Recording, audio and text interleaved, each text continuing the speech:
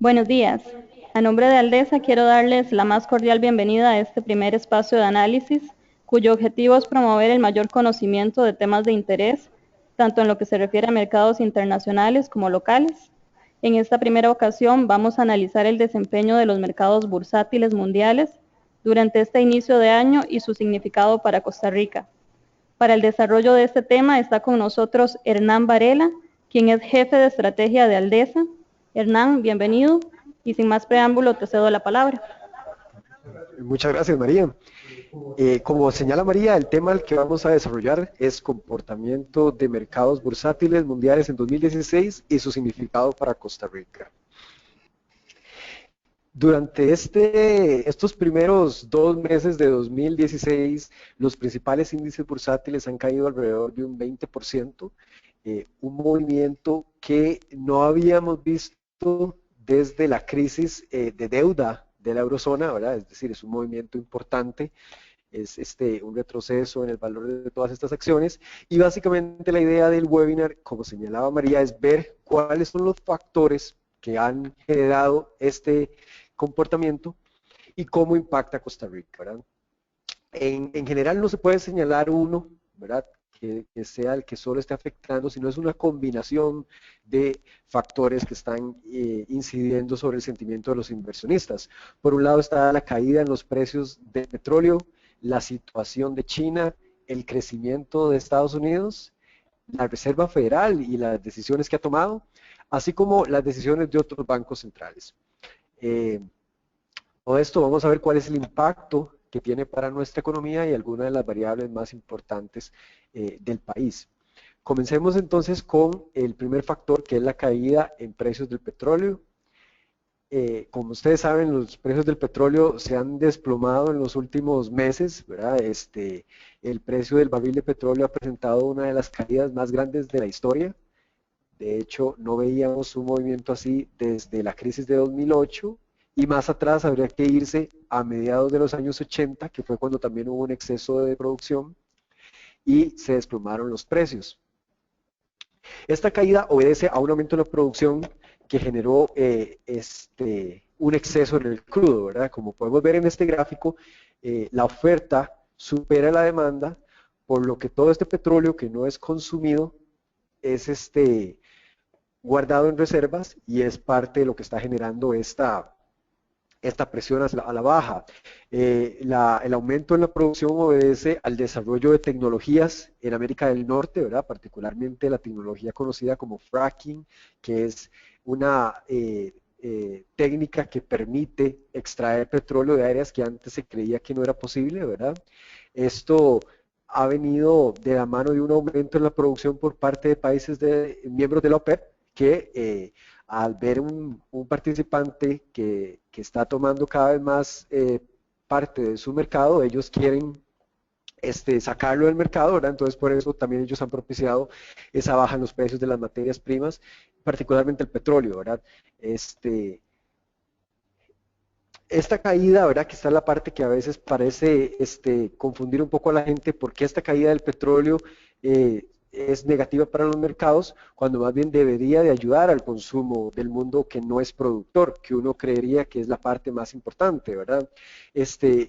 Así lo debió de haber sido. Modelos del FMI estimaban que si la caída en los precios del petróleo se trasladaba en su totalidad al consumidor, el PIB en 2015 iba a ser un 0,8% más de lo que sería sin este efecto, y si se trasladara parcialmente sería alrededor de un 0,4% más, ¿verdad? Entonces, la perspectiva era que fuera algo bueno para la economía mundial.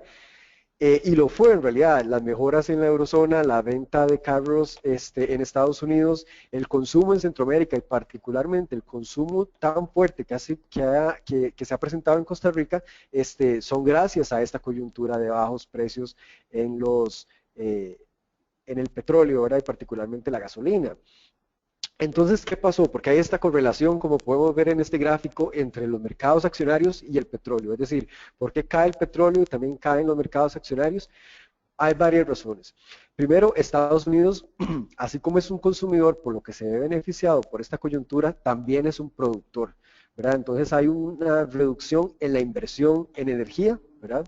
Hay menos inversión en nuevos pozos, hay entonces despidos de personas que trabajaban en esta área, entonces eso está afectando el crecimiento de Estados Unidos.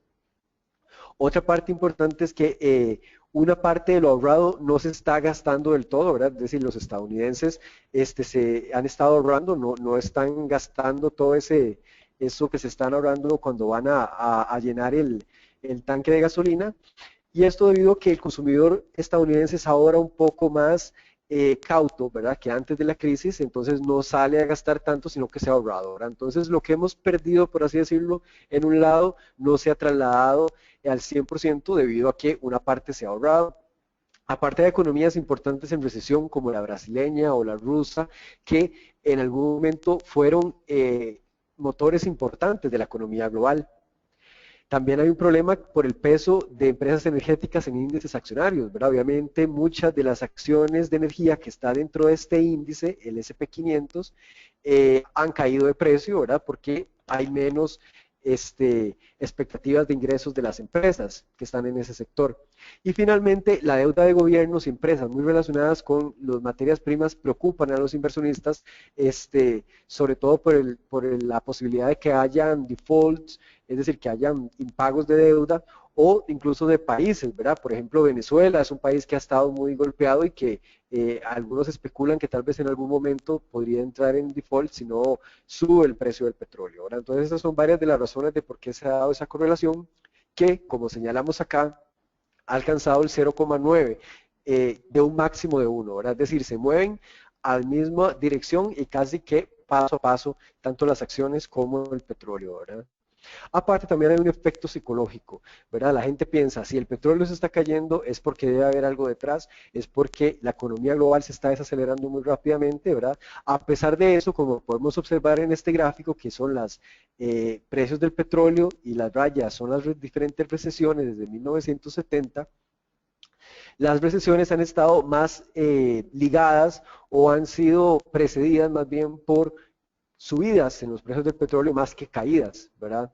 Como ven acá hay una caída importante en medio del 85, en el año 85 y eso no generó una recesión, ¿verdad? Una época muy similar a la que estamos viviendo ahora con un exceso de producción. Otro de los factores que ha estado afectando el los mercados, que los vamos a ver vamos a ver a continuación, nada más recordarles que cualquier duda que tengan o pregunta la pueden hacer a la derecha de su pantalla en la parte de preguntas y al final vamos a responderlas. Pero vamos a ver por qué la situación de China afecta. ¿Verdad? China comenzó desde hace muchos años su camino de vuelta a la cima. ¿Verdad? Este gráfico que es muy interesante porque muestra desde el año 1, ¿verdad?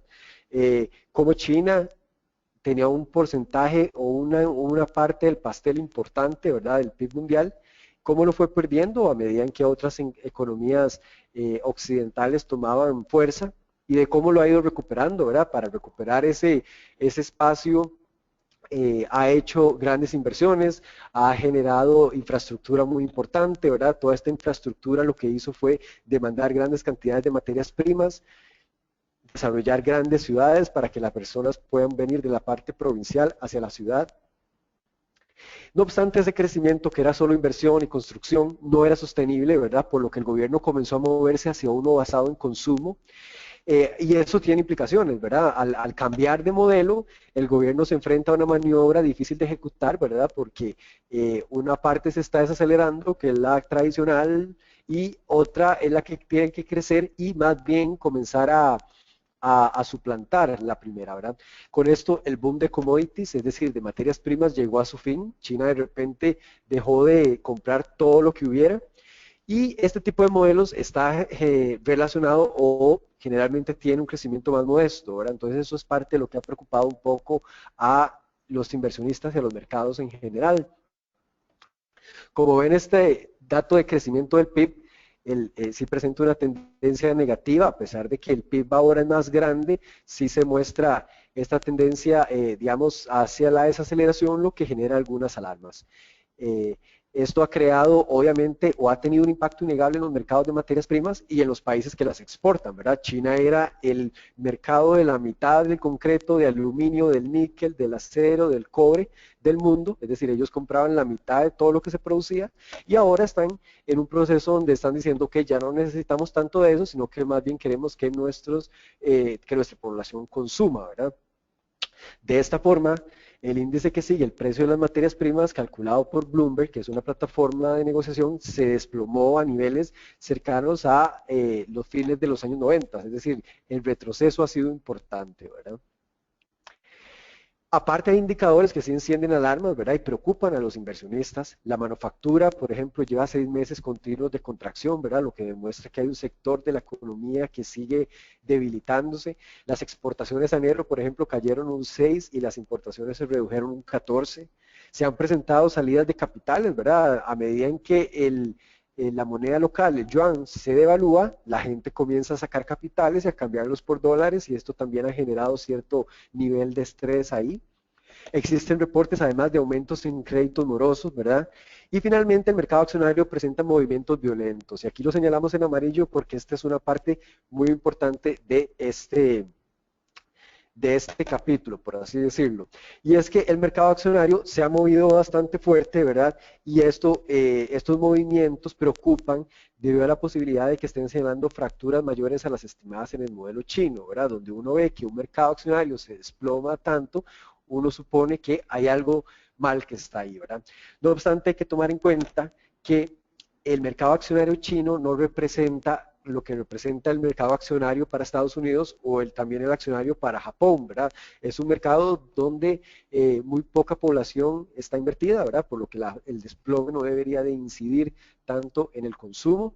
Aquí tenemos variaciones diarias del Shanghai Composite, que es un índice chino, y como ven las variaciones son grandes, llegan a casi que al 7%, perdón, en solo un día, ¿verdad?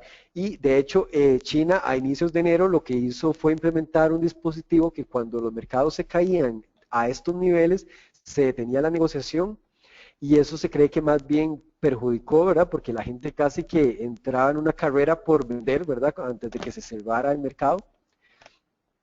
Pero acá tal vez lo importante es señalar eso, ¿verdad? De que estos movimientos violentos no deberían de reflejar algo que está pasando en la economía real porque no es un buen espejo o un buen indicador de esa economía. Por otro lado, también las reservas internacionales. Este gráfico lo que muestra son las reservas internacionales chinas en datos de millones de dólares. Como ven aquí estaban en el 2010 en 2,5 millones de dólares y alcanzaron los 4 millones de millones y se han ido reduciéndose y en enero, con tal de defender la moneda, ¿verdad? Para defender la caída del yuan, lo que hacen es vender comprar yuanes, ¿verdad? Y entonces venden dólares.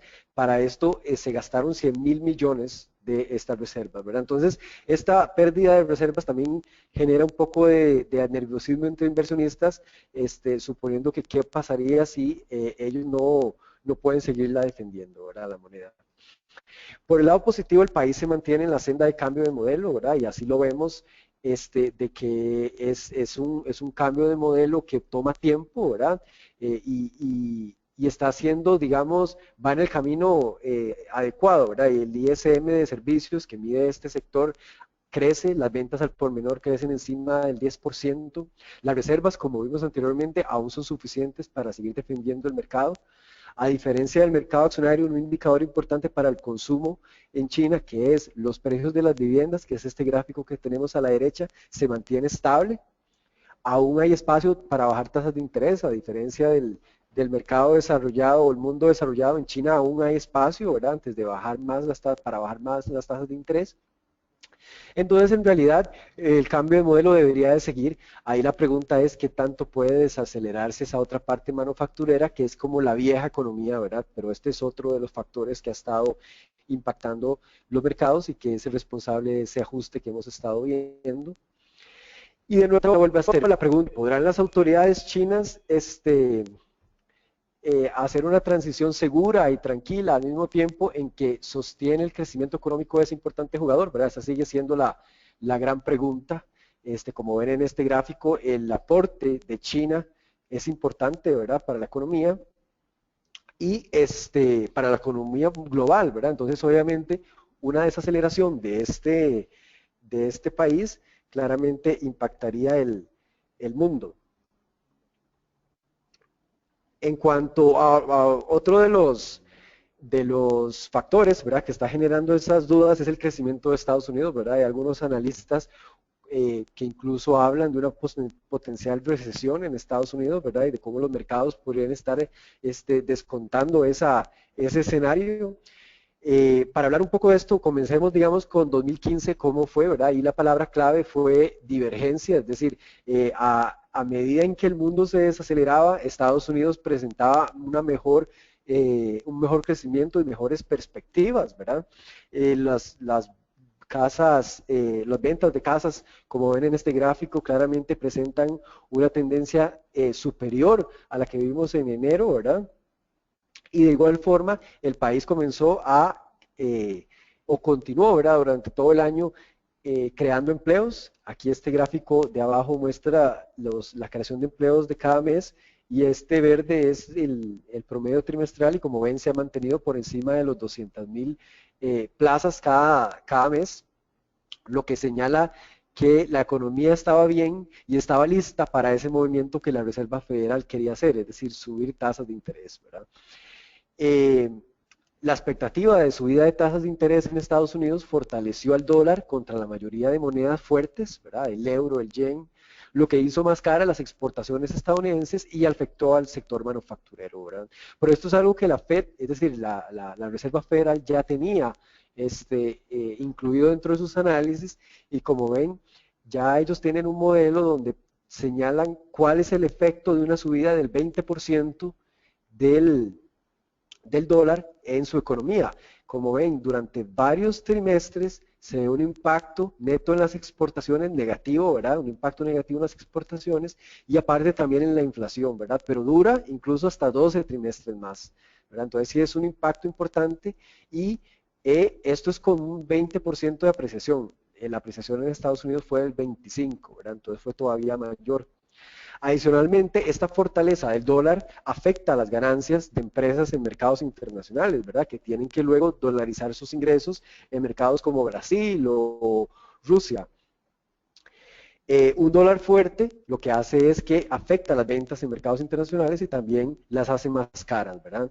De esta forma, este par de gráficos lo que muestran es que las utilidades son negativas, ¿verdad? En el tercer trimestre de 2015 y empresas como Apple, Microsoft, IBM, Oracle y Facebook presentaron un golpe en sus resultados y obviamente eso se ve trasladado en un menor apetito por sus acciones y es parte del por qué vemos esa corrección, ¿verdad?, en los mercados.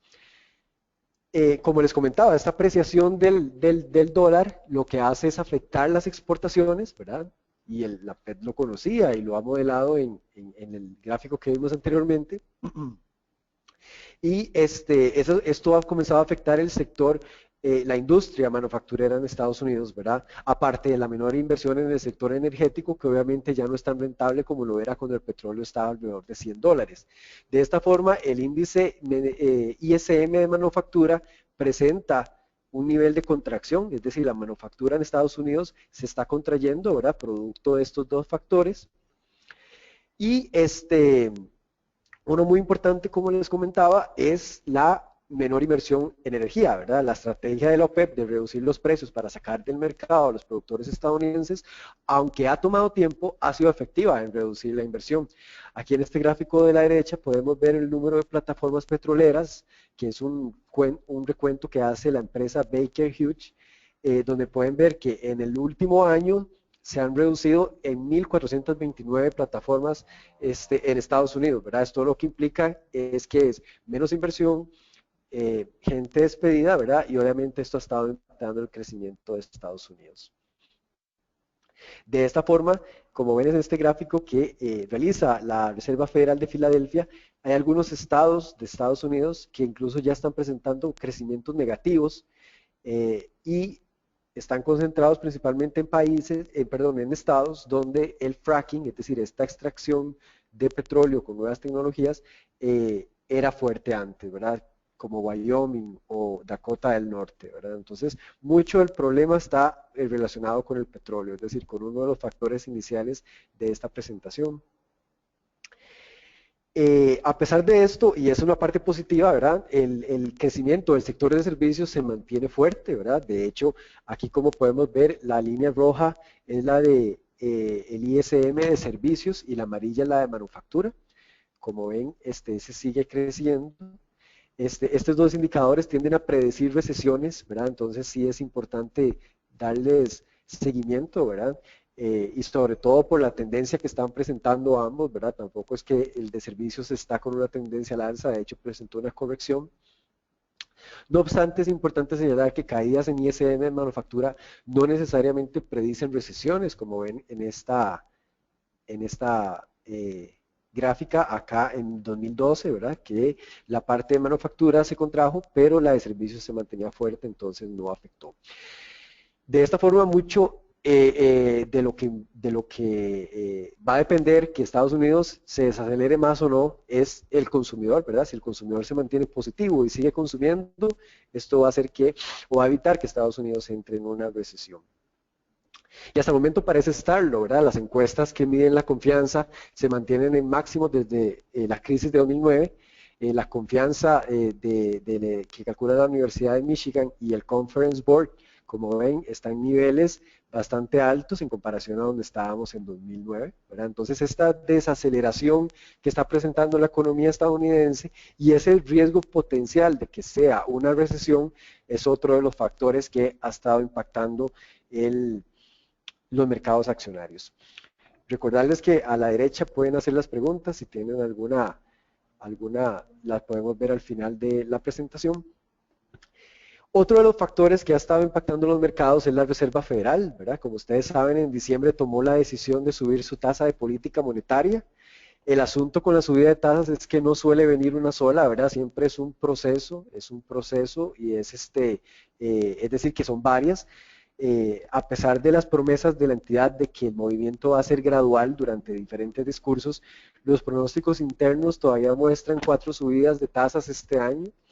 Un movimiento de esa magnitud impulsaría el dólar y afectaría las ganancias de las empresas, como vimos que lo ha hecho hasta el momento, y eso reduce obviamente el apetito de las exportaciones estadounidenses y también ha estado haciendo que los mercados se ajusten a la baja. Ante esta volatilidad de los mercados, los inversionistas buscaron tranquilidad en la Fed, como ha sucedido en diferentes ocasiones, ¿verdad? Que ellos llegan, por así decirlo, a salvar el día, ¿verdad? Con alguna de sus medidas o alguno de sus discursos, aunque hasta el momento la Fed parece no estar lista para cambiar de curso, ¿verdad? Recientemente, en febrero, la presidenta de la Reserva Federal, Janet Yellen, dijo que las condiciones financieras en Estados Unidos sí se han vuelto menos positivas para generar crecimiento, pero que eh, ellos ven que las ganancias que hay en el sector en el empleo, ¿verdad? Y un aumento potencial en los salarios va a seguir respaldando el consumo y esto va a seguir haciendo que la economía crezca. Y además señalan que ajustes graduales en su política monetaria van a ser consistentes con esa subida, es decir, no desechan la idea de que ya están en un proceso de subida y eso también ha afectado obviamente el comportamiento de los mercados debido a este gran factor, tasas de interés. Obviamente el dólar va a fortalecerse más con todos los efectos que vimos anteriormente. Y en este mismo tema de bancos centrales, es otro de los factores que ha estado incidiendo volatilidad, ¿verdad? Los bancos centrales han sido los mejores amigos de los mercados desde la crisis. El de Estados Unidos particularmente ha sido siempre muy efectivo en levantar a los mercados accionarios, en llevar tranquilidad, ¿verdad? En este gráfico podemos ver los activos de la Reserva Federal, cómo han aumentado y cómo también ha tenido un comportamiento muy similar con el SP500, que son las 500 empresas más grandes en Estados Unidos, ¿verdad? Que se negocian en bolsa. Y durante 3 programas, perdón, han hecho estas compras, ¿verdad? De bonos, impulsando el valor de las acciones y reduciendo la volatilidad de los mercados, ¿verdad? Porque esto es importante, porque estas ayudas, ¿verdad? Pareciera que han ido teniendo cada vez menos impacto, ¿verdad? Y es parte del problema o de este factor que estamos analizando. Estas compras que se llaman quantitative easing, que hay ya 3 en Estados Unidos, o hubieron 3 en Estados Unidos, básicamente la idea es que el Banco Central compra bonos de los gobiernos, ¿verdad? Estos bonos, estas compras hacen que los precios de los bonos suban y el rendimiento baje, porque ellos tienen una relación inversa. Al bajar los rendimientos, el inversionista busca otro tipo de inversión, ¿verdad? Inversionistas buscan rendimientos en activos como acciones o materias primas, y esto lo que hace es que los mercados accionarios suben y la gente se siente más adinerada y por lo tanto consume más. De igual forma, la caída en los rendimientos permite que las personas refinancien deudas o que incluso adquieran nuevas, ¿verdad? Incentivando el consumo, ¿verdad? Y el gasto. Entonces esto es quantitative easing y es lo que hizo Estados Unidos, pero también lo hicieron otros grandes bancos, ¿verdad? El Banco Central Europeo, el Banco de Japón, el Banco de Inglaterra, como ven, ha estado presentando una tendencia acá al alza en sus activos, ¿verdad? Los activos que manejan cada uno de los bancos centrales. No obstante, estos esfuerzos monetarios fueron efectivos en elevar el precio de los activos financieros y mantener controlada la volatilidad, pero recientemente, y eso es lo que ha estado afectando a los mercados, se ha puesto en duda qué tanto más podrán hacer los bancos centrales o si su experimentación podría tener consecuencias contraproducentes, ¿verdad? Entonces este es uno de los temas que ha estado afectando y de hecho medidas anunciadas recientemente han tenido una reacción diferente a la esperada o vista en otras ocasiones. Por ejemplo, cuando el Banco Central Europeo en diciembre anunció medidas menores a las esperadas, que fue reducir la tasa de reservas de menos 0,2 a menos 0,3, el euro se disparó, ¿verdad? En vez de debilitarse, que era el movimiento que debió de haber tenido y el movimiento que esperaban los miembros del banco. Y en Japón también, cuando se anunciaron tasas negativas, también el yen se apreció, ¿verdad? Es decir, los movimientos que toman los bancos centrales no están teniendo una reacción en los mercados como antes solían tenerlo, ¿verdad?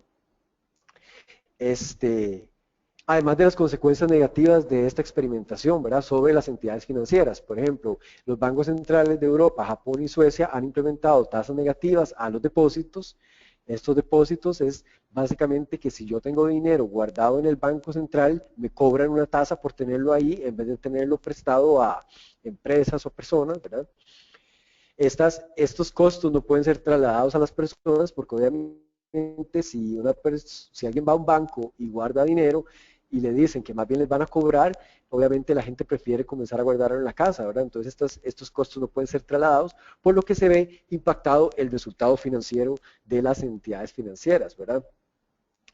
Ante esto, los mercados han reaccionado también y han optado por vender acciones bancarias y es lo que ha generado la caída que vemos sobre todo en las acciones de bancos europeos, ¿verdad? Entonces este es otro de los factores que ha estado impactando los mercados internacionales, ¿verdad? De los 5 que vimos en total, ¿verdad? Y que, como decíamos al inicio, no se puede señalar solo uno, ¿verdad? Sino es una combinación de factores y que hay días en que uno tiene mayor preponderancia, mientras que el otro toma la batuta, ¿verdad? Pero siempre están los 5 presentes, ¿verdad? Dentro de esas dudas de los inversionistas de qué tanto más pueden subir los índices accionarios y por lo tanto se ha visto estas ventas. Parte de la idea de la presentación también es ver todo esto que está pasando afuera, cómo nos afecta en Costa Rica, ¿verdad? Y cómo afecta principalmente algunas de las variables más importantes, ¿verdad? Les recuerdo de nuevo que cualquier consulta pueden hacerla acá a la derecha de la pantalla. Pero vamos a ver cómo impacta todo esto que hemos hablado a Costa Rica, ¿verdad? Todos estos factores que han incidido sobre los mercados, ¿qué significa para nuestro país? En realidad hay factores positivos y negativos de esta coyuntura. Por ejemplo, dentro de los positivos están los precios bajos de materias primas, se mantendrán, ¿verdad? Durante 2016, esto es positivo para la inflación. Los costos de fondeo internacionales aún se mantendrán bajos, se mantendrá una situación positiva para el crecimiento de Centroamérica, que es uno de nuestros principales socios comerciales. Y por otro lado, efectos negativos, ¿verdad? Estados Unidos va a tener un crecimiento un poco más modesto del que anticipábamos hace unos meses. Y también la debilidad de monedas de países competidores se mantendrá durante este 2016. Pero vamos a ver en detalle cada uno y cómo influyen algunas de las variables que más nos interesan a todos, ¿verdad? En primer lugar, los precios bajos de materias primas se mantendrán durante 2016, ¿verdad? Aunque esperamos una recuperación en los precios de las materias primas, particularmente el petróleo, a medida en que avance el año, sí vemos que los niveles se mantendrán bajos, ¿verdad? No volveremos a ver, al menos en el mediano plazo, precios tan altos como veíamos de $100 el barril, ¿verdad? Esto beneficia los términos de intercambio, es decir, los precios de los productos que Costa Rica importa van a ser más baratos que los que Costa Rica exporta. Esto lo que hace es que reduce la inflación y ayuda a sostener el ingreso real que ha impulsado fuertemente el consumo y que fue uno de los grandes responsables del crecimiento que vivimos en 2015 en Costa Rica. Dicha coyuntura también mantendrá con pocos cambios la demanda interna de dólares, beneficiando al colón. De esta forma, nuestra expectativa de inflación es que cierre el año cerca del 3%, es decir, en línea con el nuevo rango meta del central, que es más bajo, ¿verdad?, del que estaba hace unos meses. Otra parte positiva para el país de toda esta coyuntura internacional es que los costos de fondeo internacional se mantendrán bajos durante muchos años. Como vemos en este gráfico de la derecha, los bancos locales se han endeudado, han buscado líneas de crédito externas para colocar ese crédito internamente, ¿verdad? Y esto le preocupa al Banco Central porque también ante este tipo de escenarios uno dice, ¿qué pasa si estas líneas de crédito se reducen, ¿verdad? Lo importante de acá entonces es que los costos del fondeo se van a mantener bajos, la Reserva Federal será más gradual de lo anticipado hace unos meses y el resto de bancos importantes del mundo se mantendrán muy expansivos, ¿verdad? Particularmente Japón, Europa.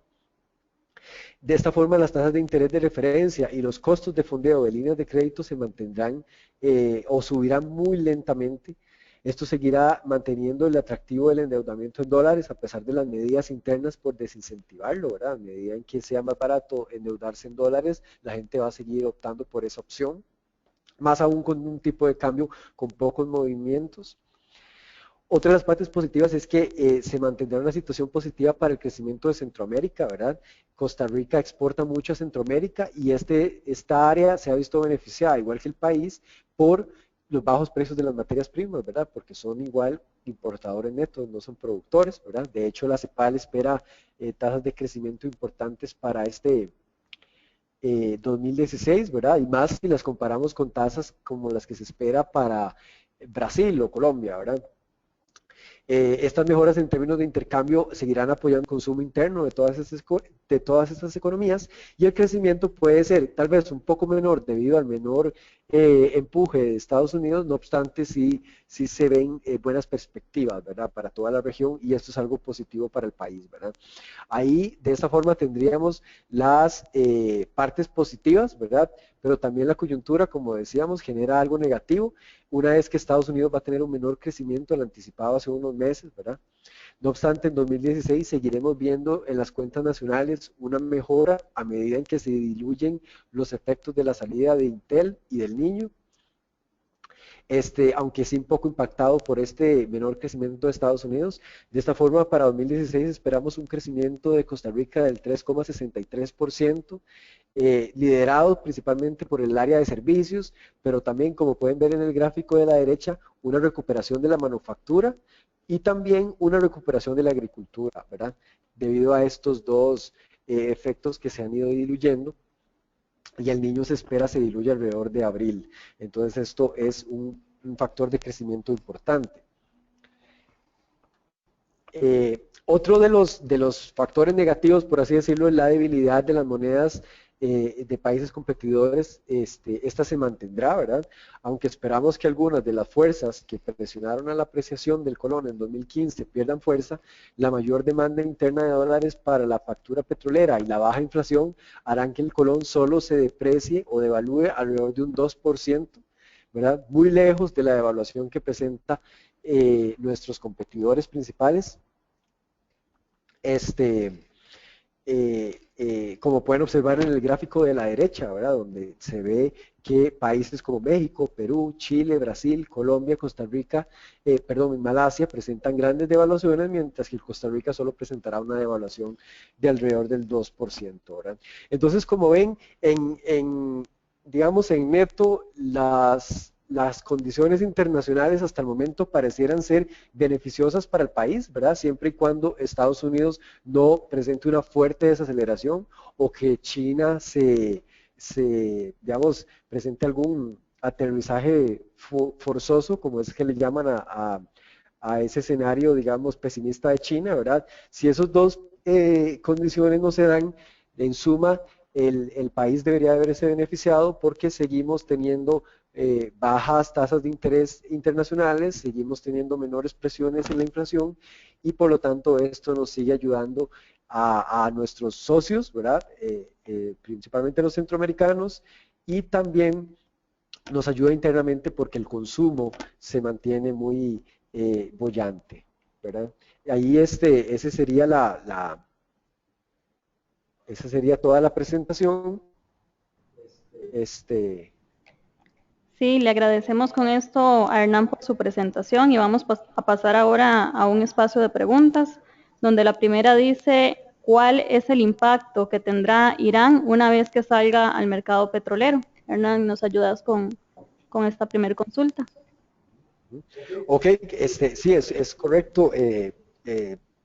Irán presenta un nuevo reto para el mercado del petróleo, ¿verdad? Digamos, ellos esperaban que entraran al mercado petrolero desde hace tiempos. El problema ha sido más bien las diferencias que parece que existen entre Irán y Arabia Saudita, ¿verdad? Lo que podría dificultar un poco ese consenso para reducir la producción, ¿verdad? De hecho, sí, este tema es el que casi que le pone un techo todavía más bajo a la posibilidad de que tanto pueda recuperarse el precio del petróleo, porque ya pone otro frente en esa guerra contra de Arabia Saudita, que ya no es solo contra los productores estadounidenses, ¿verdad? Sino que también es contra un participante cercano a él que ahora lo que quiere hacer es recuperar, ¿verdad? Ese tiempo perdido que estuvo fuera del mercado por las sanciones internacionales y que ahora, ¿verdad?, quiere comenzar a retomar. Muy bien. Por otra parte, dice una segunda consulta de nuestro público, ¿podrían entrar capitales especulativos a Costa Rica, dada la mayor liquidez internacional? Sí, esto por el momento lo vemos difícil, ¿verdad? Sentimos que las condiciones que se presentaron en 2012, 2013, cuando se dieron entradas de capitales al país, son muy diferentes a las actuales, ¿verdad? Y había quantitative easing, que era aquel programa del que hablamos en la presentación al inicio, había mucha liquidez buscando un rendimiento, ¿verdad? Y ahí teníamos un tipo de cambio casi que pegado al piso de la banda, entonces había un incentivo por meter dólares al país y ahora más bien la gente se parece un poco más riesgosa, ¿verdad? La gente está un poco menos apta a tomar ese tipo de riesgos, ¿verdad? Que al fin y al cabo siempre es un riesgo, entonces no vemos como esa posibilidad por el momento. Muy bien. Una tercera y última pregunta nos dicen, dados los efectos que produjo la subida de tasas, ¿es de esperar que la Fed decida volver a bajar los intereses? Ajá. Sí, este es un tema del que se habla mucho, ¿verdad? De si la Fed debería de devolver lo que hizo en diciembre, ¿verdad? Nosotros en Aldesa consideramos que tiene que pasar algo muy malo, ¿verdad? Tiene que la economía estadounidense sí caer en la recesión que algunos señalan como posible, ¿verdad? Para que la Reserva Federal tome esa decisión, que es un cambio completo de dirección. Le tomó demasiado tiempo in, influir en las decisiones de la gente para poder hacer ese primer movimiento y devolverlo sería llegar a un área donde está difícil saber cuándo va a poder volver a salirse, ¿verdad? Entonces, por el momento, más bien lo que vemos que puede hacer es poner en pausa esas subidas y una reversión estaría hasta tendría que deteriorarse mucho la situación. Perfecto, agradecemos nuevamente a Hernán por su orientación en este día, así como a todos ustedes por haber participado. Y de esta forma concluimos el análisis de hoy, sin antes invitarlo para que nos acompañe en los próximos webinars. Asimismo, los invitamos también a seguir nuestros análisis diarios en www.pulsobursátil.com y también en redes sociales. Que tengan un buen día.